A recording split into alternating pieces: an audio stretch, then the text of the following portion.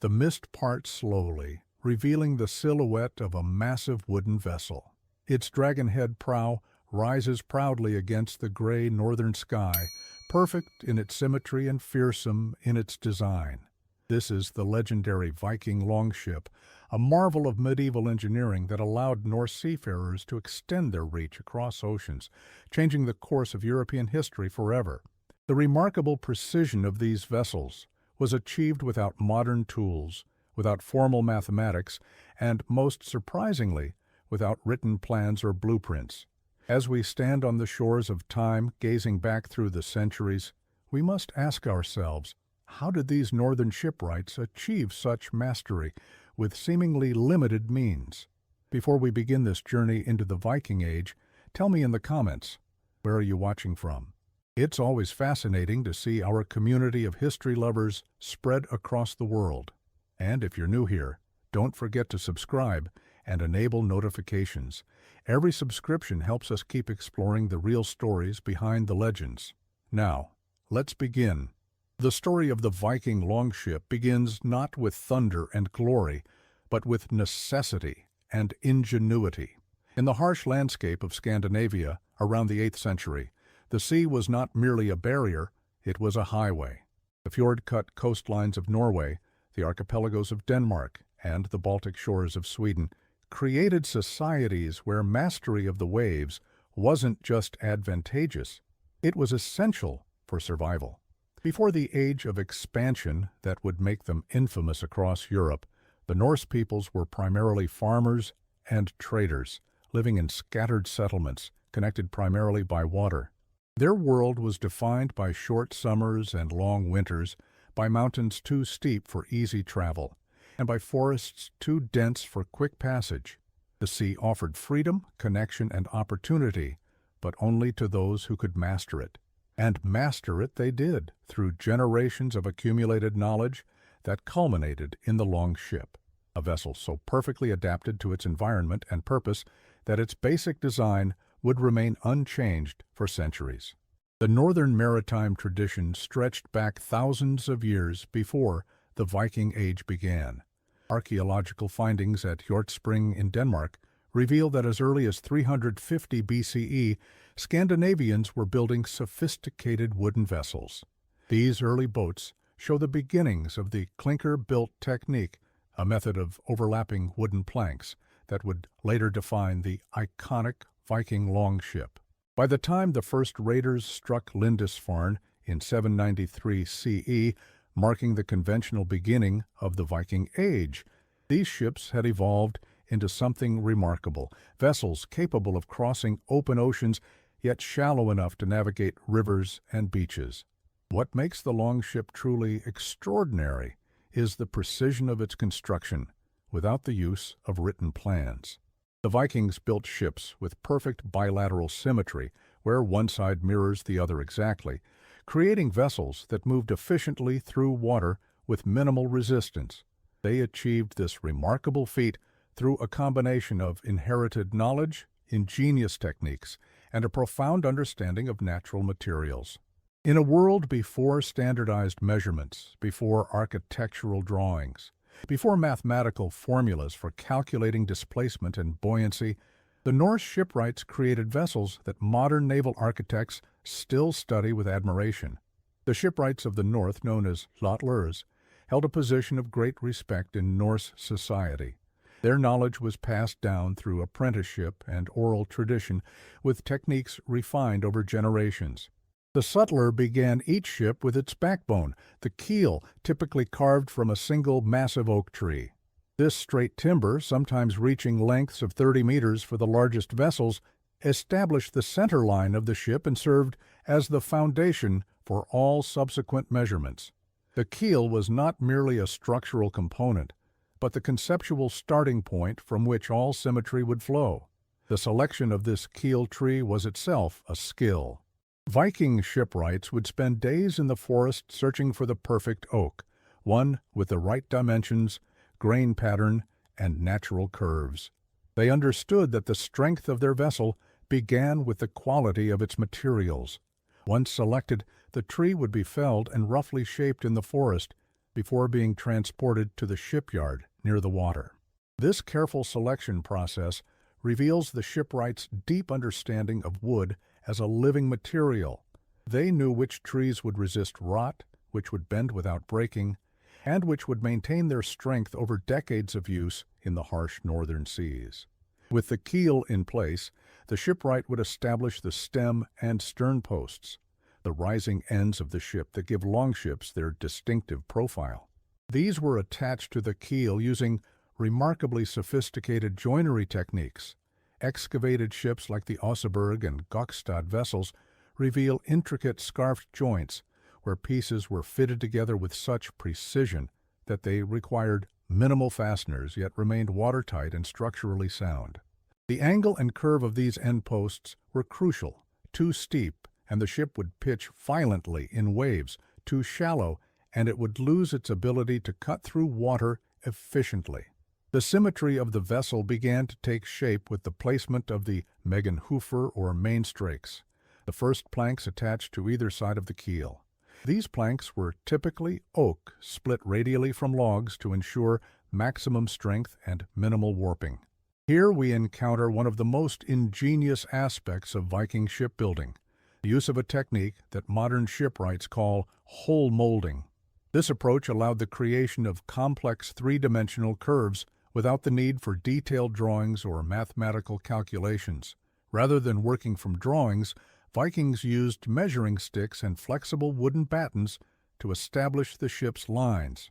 The sutler would place a series of temporary frames or guides at key positions along the keel. These frames, called beitias, established the cross-sectional shape of the hull at that point. By adjusting these shapes gradually from midship to bow and stern, the shipwright created the graceful lines that made longships both beautiful and functional.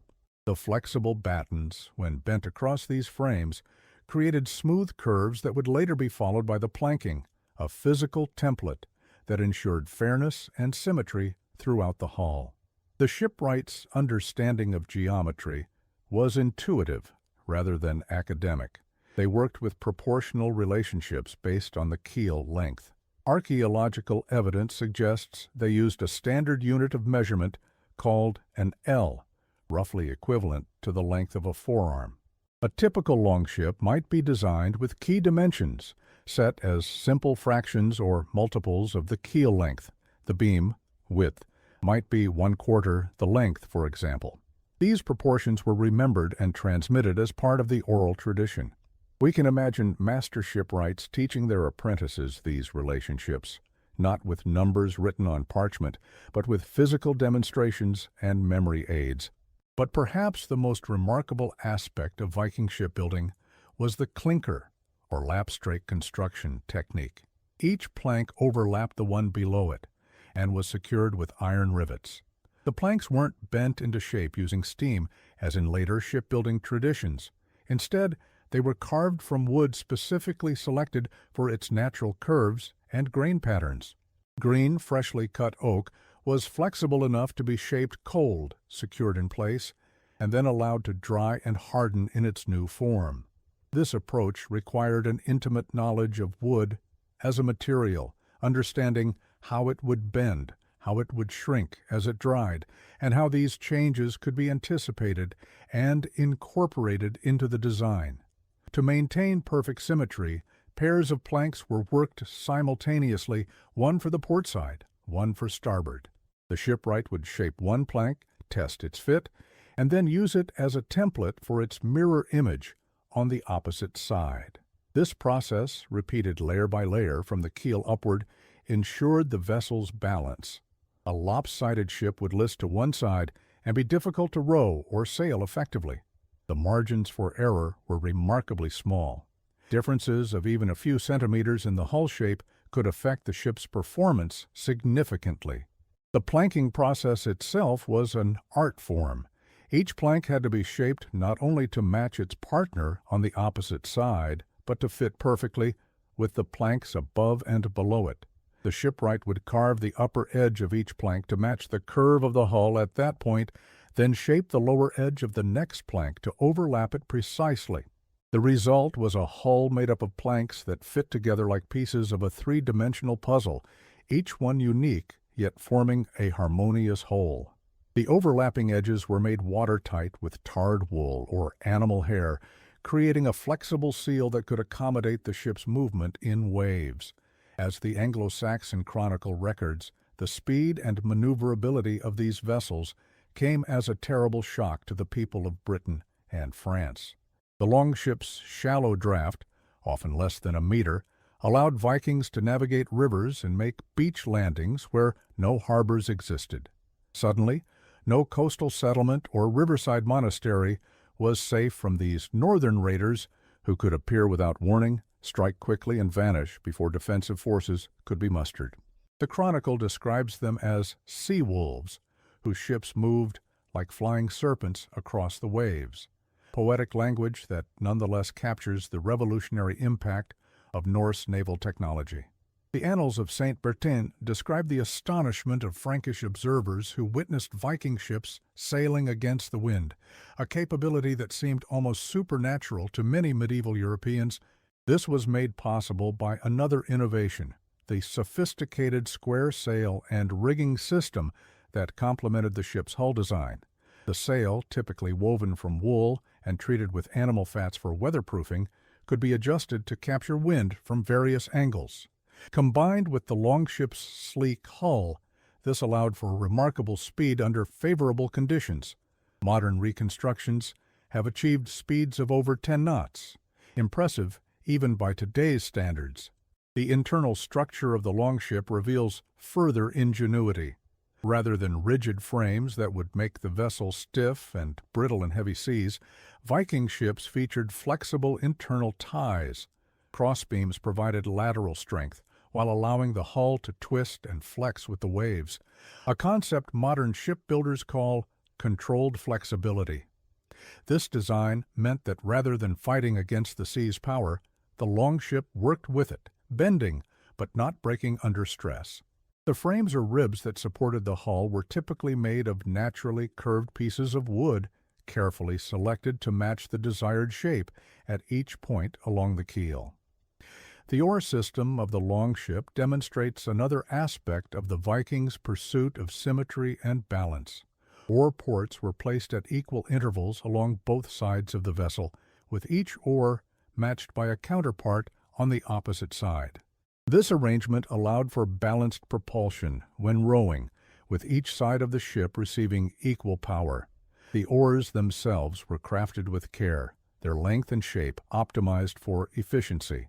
Archaeological finds suggest that oars were often decorated with carved patterns near the handle, a reminder that these vessels were not merely functional objects, but expressions of cultural identity and craftsmanship. Archaeological excavations have revealed the tools Viking shipwrights used to achieve such precision. Iron axes with asymmetrical blades allowed for detailed shaping of curved surfaces. Specialized adzes, tools similar to axes, but with the blade perpendicular to the handle, enabled smooth finishing of planks. Augers, drill-like tools, created holes for rivets and lashings. Draw knives help shape planks with controlled, precise cuts. These basic tools, wielded with extraordinary skill, were sufficient to create vessels of remarkable sophistication. The sutler's toolkit was complemented by measuring devices, wooden sticks marked with notches to represent standard lengths, and flexible battens used to establish fair curves. The construction of a single longship might require the work of a master shipwright and several apprentices over the course of months. The process represented a significant investment for a Norse community, explaining why ships were often owned collectively by groups of warriors or by wealthy jarls who could command the necessary resources. The Bayeux Tapestry shows scenes of Norman shipbuilding influenced by Viking techniques that give us visual evidence of the communal nature of this work. Multiple craftsmen can be seen working simultaneously, some shaping planks, others securing them to the growing hull, still others preparing materials or forging the iron rivets that would hold everything together. One of the most fascinating aspects of Viking shipbuilding is how they solved the problem of water tightness without modern sealants. Between each overlapping plank, they placed twisted strands of wool, animal hair, or plant fibers soaked in pine tar or animal fats. This caulking material would swell when wet, creating a tight seal. The overlapping planks themselves provided additional protection against leakage, as water pressure actually forced the planks more tightly together when the ship was in motion. This system required regular maintenance. Ships had to be retarred periodically to maintain their watertight integrity, but it was remarkably effective for its time. The decorative elements of the longship, while secondary to its function, played an important role in its cultural significance. The iconic dragon or serpent heads that adorned the prows of many vessels were more than mere ornament. They were believed to protect the ship and its crew from sea monsters and malevolent spirits. These carvings, like the ship itself, displayed remarkable symmetry and artistic skill. They were typically removable, taken down when approaching friendly settlements to signal peaceful intentions. The wood-carving traditions that produced these decorative elements were part of the same cultural complex that enabled the sophisticated shipbuilding techniques of the Norse. The completed longship represented a perfect marriage of form and function. The symmetrical hull cut cleanly through water. The shallow draft allowed for versatility in navigation. The flexible construction absorbed the shock of waves. The overlapping planks created a structure both light and strong, and all of this was achieved through inherited knowledge, careful observation, and a deep connection to the materials used. A well-built longship could carry its crew across thousands of miles of open ocean, navigate shallow rivers, and beach directly on shores where no harbor existed, a versatility that gave the Vikings their strategic advantage in exploration, trade, and warfare. Medieval chronicles from across Europe record the terror these ships inspired. When the distinctive dragon-headed prows appeared on the horizon, communities knew they faced raiders and vessels that could outrun any pursuit. The Arabic diplomat Ibn Fadlan, who encountered Rus Vikings on the Volga River in the 10th century, described their ships with a mixture of admiration and fear, noting both their beauty and the dread they inspired. His account provides valuable external verification of the technical achievements of Norse shipbuilders, as seen through the eyes of a sophisticated observer from a different cultural tradition. The symmetry that Viking shipwrights achieved without blueprints or formal mathematics represents one of history's most remarkable feats of engineering intuition. Modern reconstructions of Viking vessels, built using traditional techniques, have proven these ancient designs to be extraordinarily seaworthy. In 1893, a replica of the Gokstad ship sailed across the Atlantic to the World's Columbian Exposition in Chicago, demonstrating the vessel's impressive capabilities even by modern standards. More recent experimental archaeology projects have further confirmed the effectiveness of Viking shipbuilding methods, with reconstructed vessels successfully navigating the same routes their ancestors traveled more than 1,000 years ago. The shipbuilding traditions of the Vikings weren't static but evolved over time. Early longships from the 8th and 9th centuries tended to be rowing vessels with limited sail capability. By the 10th and 11th centuries, the design had evolved to place more emphasis on sailing performance with larger sails and modified hull shapes. This evolution reflected changing needs, from coastal raiding to long-distance trading and exploration, and demonstrates the adaptive nature of Norse shipbuilding traditions. Throughout this evolution, however, the fundamental principles of symmetry and balance remained constant. As the seasons of the Viking Age turned, these ships carried Norse explorers to distant shores, Iceland, Greenland, and eventually North America, nearly 500 years before Columbus. The sagas tell us that Leif Erikson's journey to what he called Vinland around the year 1000 CE was made possible by the same shipbuilding traditions that had begun centuries earlier in the fjords of Scandinavia. These voyages of exploration represented the ultimate test of Norse shipbuilding skill. Crossing vast stretches of the North Atlantic required vessels of exceptional strength, seaworthiness, and reliability. That the Vikings successfully established settlements in these distant lands testifies to the quality of their ships. The Heimskringla, a collection of sagas about Norwegian kings compiled in the 13th century, contains numerous references to ships and shipbuilding, highlighting their central importance in Norse culture. Kings and chieftains were often buried with their ships, the ultimate symbol of status and power. The magnificent ship burials at Oseberg and Gokstad have provided archaeologists with invaluable insights into construction techniques, revealing the extraordinary level of craftsmanship these vessels represented. The Oseberg ship, in particular, with its elaborate carvings and perfect symmetry, stands as one of the most beautiful artifacts of the Viking Age. The longship's influence extended beyond the Viking Age. Naval architecture throughout medieval Northern Europe was shaped by Norse innovations. The flexible hull design, the efficient sail plan, and the clinker-built construction technique influenced shipbuilding from the British Isles to the Baltic for centuries. Even as larger, more complex vessels evolved in the later Middle Ages, the fundamental insights of Viking shipwrights remained relevant. The cog ships of the Hanseatic League, the hulks of England, and many other medieval European vessel types show clear evidence of technological descent from Norse predecessors. The question of how Viking shipwrights maintained consistency in their designs without written plans remains a subject of scholarly debate. Some researchers suggest they may have used physical templates, thin wooden patterns that recorded the shapes of critical components. Others believe they worked primarily from memory, with master craftsmen maintaining mental libraries of proportions and shapes. The truth likely involves elements of both approaches, along with the use of simple measuring tools and geometric principles passed down through apprenticeship. Whatever their methods, the results speak for themselves. Ships built in different locations and times show remarkable consistency in their basic design principles. The symmetry achieved in Viking longships wasn't merely an aesthetic consideration, but a practical necessity. A symmetrical vessel distributes stress evenly across its structure, reducing the risk of structural failure in heavy seas. It tracks straight through the water without the tendency to veer to one side or the other.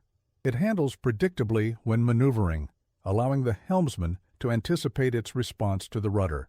These practical benefits made the pursuit of symmetry worthwhile, even if it required additional effort during construction. The Norse shipwrights understood these principles not through theoretical physics, but through generations of practical experience. The wood selection process for shipbuilding reveals another dimension of Viking craftsmanship.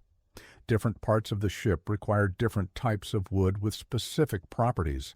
The keel needed to be straight and strong, typically oak. The stems required curved grain to follow their sweeping profiles. The planking needed to be flexible, yet durable. The ribs needed natural curves that matched the hull shape. Viking shipwrights became experts at reading the forest, identifying trees that would yield the specific materials they needed.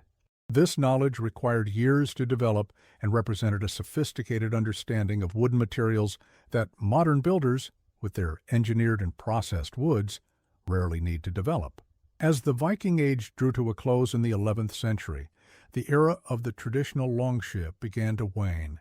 Christianity brought new cultural influences, and political consolidation in Scandinavia changed the nature of warfare and trade.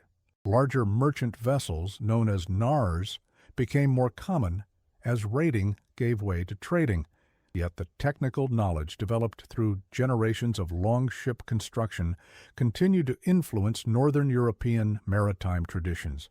The principles of symmetry, balance, and efficiency that had defined the longship found new expressions in the evolving ship designs of the later Middle Ages. What lessons can we draw from these master builders of the North? Perhaps it is that profound innovation doesn't always require written plans or formal education.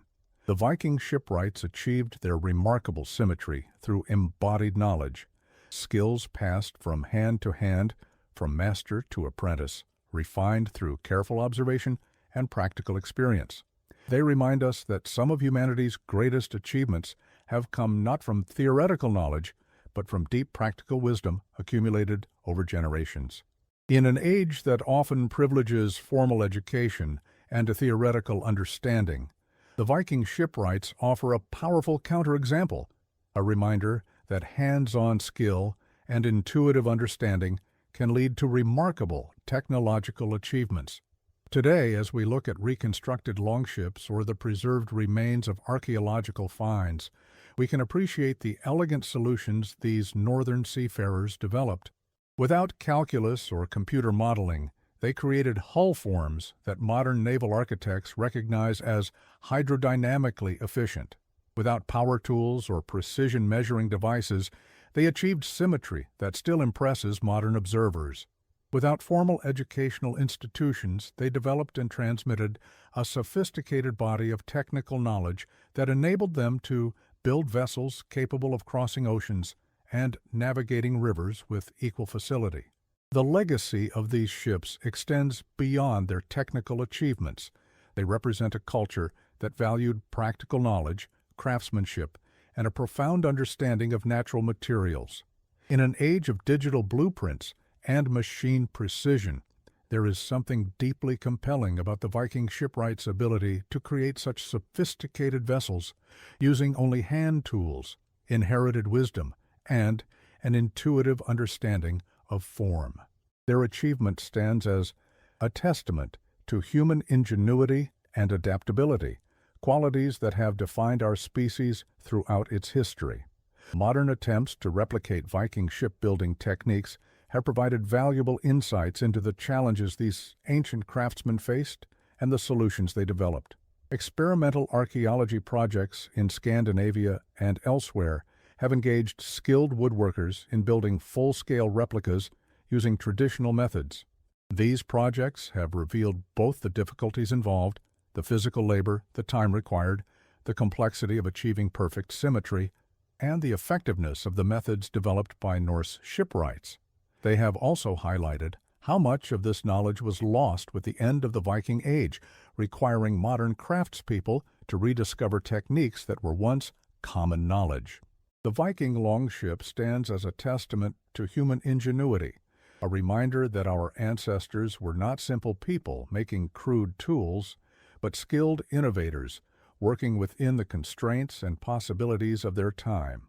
Their achievement of perfect symmetry without blueprints wasn't magic or mystery. It was the result of carefully developed techniques, acute observation, and knowledge passed through generations of skilled hands. In these wooden vessels that once carried warriors across the seas, we can still see the imprint of their creators' remarkable understanding of both materials and mathematics, not written in numbers and formulas, but expressed in oak and iron, in curved planks and measured proportions, in vessels that balanced perfectly on the waters of history.